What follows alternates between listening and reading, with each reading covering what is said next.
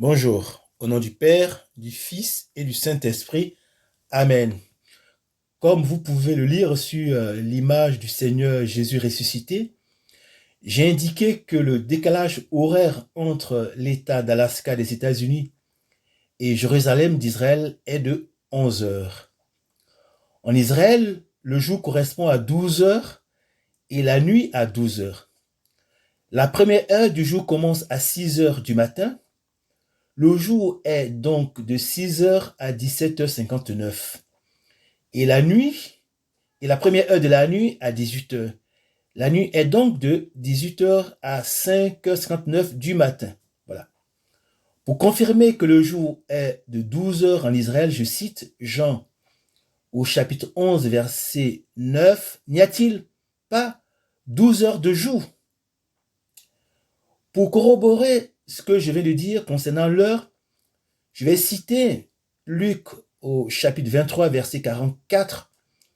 C'était déjà environ la 6e heure, midi, quand le soleil s'éclipsant, l'obscurité se fit sur la terre entière jusqu'à la 9e heure. 9e heure, c'est 15 heures.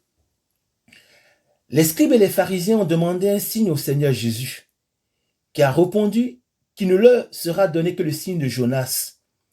Matthieu au chapitre 12, verset 38 à 40, et en précisant, et je cite, « Le Fils de l'homme sera dans le sein de la terre durant 3 jours et 3 nuits. » Je vais montrer dans cette vidéo que le Seigneur Jésus est ressuscité le 3e jour à Jérusalem, Marc au chapitre 8, verset 31, et il a passé 3 jours et 3 nuits dans le sein de la terre, comme il a annoncé. Je vais apporter des précisions pour faciliter la compréhension de ce que je dis. À sa mort, à la 9e heure, le Seigneur Jésus a remis son esprit au Père qui est au ciel. Luc 23, verset 46.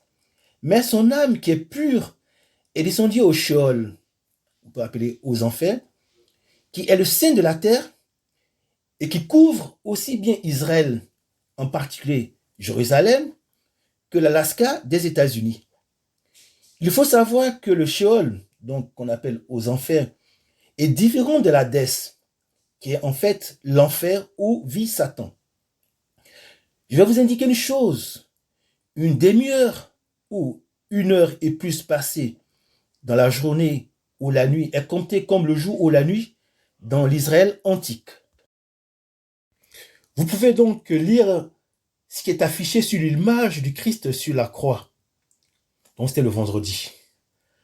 La 9e heure du jour en Israël, donc 15 heures décès du Seigneur Jésus, et la 11e heure de la nuit en Alaska, 4 heures du matin.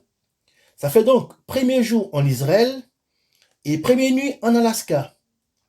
Ensuite, le même vendredi, la 6e heure de la nuit en Israël, donc faisait donc 23 heures, et la 6e heure du jour en Alaska, c'était donc midi, fait donc première nuit en Israël et premier jour en Alaska.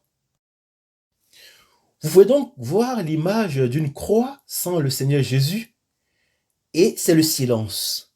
Dieu s'est reposé le 7e jour, c'est le Shabbat.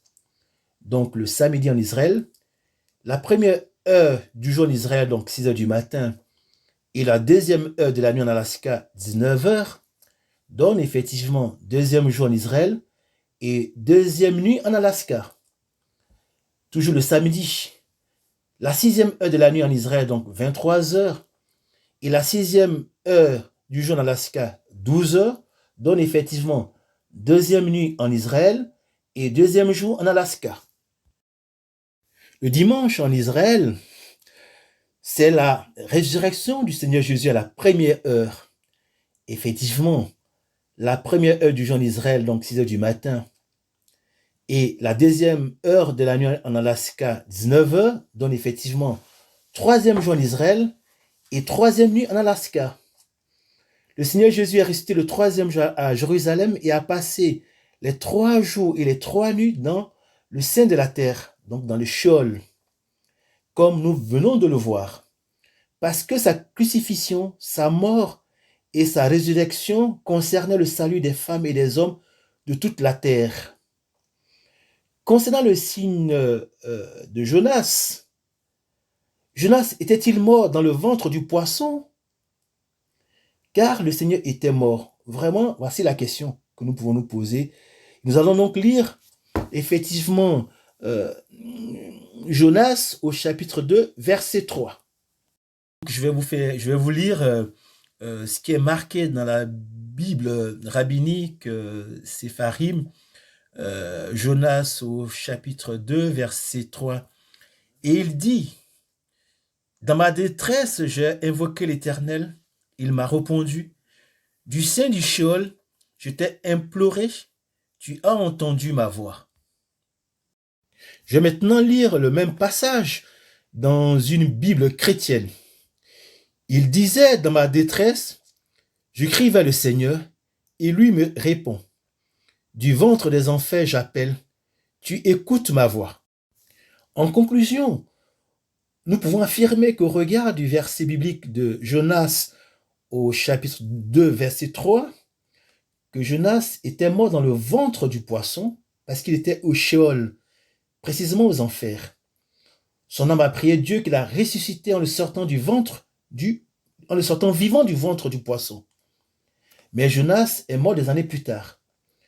Quant au Seigneur Jésus, il est ressuscité le 3e jour, il est vivant éternellement. C'est pourquoi je vous conseille de l'adorer pour votre salut, parce que Dieu est le Père, le Fils et le Saint-Esprit. Que Dieu vous bénisse au nom de son Fils, le Seigneur Jésus, et dans la grâce du Saint-Esprit. Amen.